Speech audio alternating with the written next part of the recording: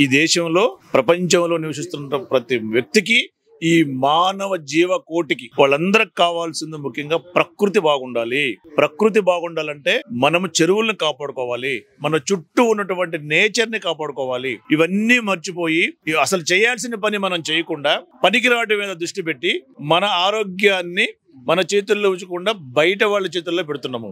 Like మీకు example చెప్తున్నా sir, ఈ రోజు మనం గతంలో ఒక 40 సంవత్సరాల క్రితం ఈ రాష్ట్రంలో ప్రజలు క్యాన్సర్ బారిన పడకుండా ఎటువంటి రోగాలు లేకుండా జీవించిన రోజులు మనం చూసాం. కేవలం రసాయనాలు లేనటువంటి గణపతుల్ని పూజించుకొని, కలర్స్ కెమికల్ లేనటువంటి కుంకుమలు వాడుకొని, పసుపు వాడుకొని నేచురల్ గా జీవించిన వ్యక్తులు మన పాతరం వాళ్ళు, మన నాన్నం పెద్దవాళ్ళు. మనం ఎందుకు ఈ రోజు మనం ఇట్లా తయారవుతున్నాం? మన మానవాళి జీవితాన్ని మనమే నాశనం చేసుకుంటున్నాం. ఈ అద్భుతమైనటువంటి పంచభూతాలని మనం సర్వనాశనం చేసుకుంటున్నాం. ముందు దీని గురించి ఆలోచన చేయాలి. మనము మట్టి గణపతిని పెట్టుకోవాలి, చెరువులు రక్షించుకోవాలి, చెరువులో జీవిస్తున్నటువంటి సమస్త జీవరాశుల్ని మనం రక్షించుకోవాలి. అలాంటిది మనం మర్చిపోతున్నాం. అదే విధంగా ప్లాస్టిక్ బారిన పడుతున్నాం. ప్రతిదీ కెమికల్ తోటి తయారు చేసినటువంటి ప్లాస్టిక్ వాడటం, మంచి పండ్లు కూరగాయలు కొనుక్కొని కెమికల్ బ్యాగులు వేసుకోవటం, వాటి తీసి ఫ్రిడ్జ్ లో పెట్టుకోవటం, ఆ కెమికల్ తింటాం. మనం రోజుకి కొంచెం తిని క్యాన్సర్ బారిపడటం.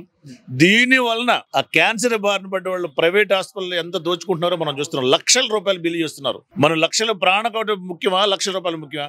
మన ఇంట్లో మనం క్రమశిక్షణతో లేకపోతే మన నిర్లక్ష్యమే మన లక్షల రూపాయలకి హాస్పిటల్లో ఇంతమంది డాక్టర్లు డెవలప్మెంట్ కారణం అవుతుంది. మన నిర్లక్ష్యానికి గురి కాకుండా ప్రకృతిని, ఈ అద్భుతమైన నేచర్ ని కాపాడుకోవాల్సిన బాధ్యత మీలాంటి యువకుల మీద ఉంది. ముఖ్యంగా యువతరానికి ఒక మంచి స్ఫూర్తిదాయకంగా మనందరం నిలవాల్సిన బాధ్యత ఉంది.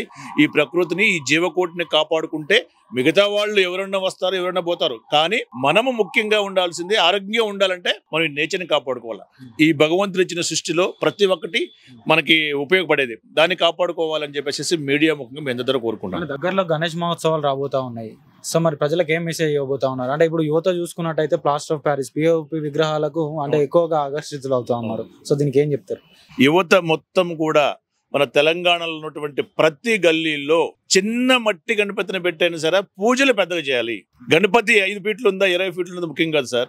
ఎంత చిన్న గణపతిని పెట్టుకున్నాను కాదు, ఎంత ప్రకృతి ప్రదాయంగా సాంప్రదాయబద్ధకంగా మనం గణపతిని పూజిస్తున్నాం అనేదే ముఖ్యం. మట్టితోటి తయారు చేసింది మనందరం మట్టిలో కలిసిపోయే వాళ్ళమే.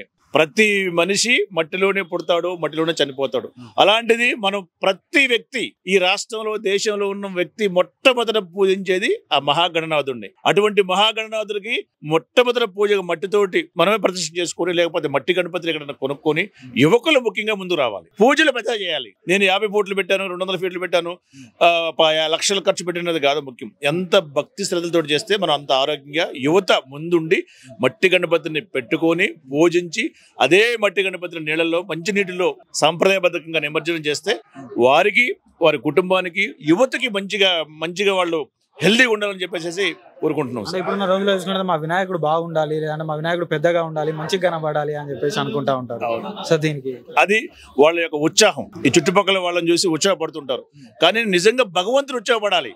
భగవంతుడు మన మీద ప్రేమ కురిపించాలంటే భగవంతుడికి మనం మంచి చేయాలి.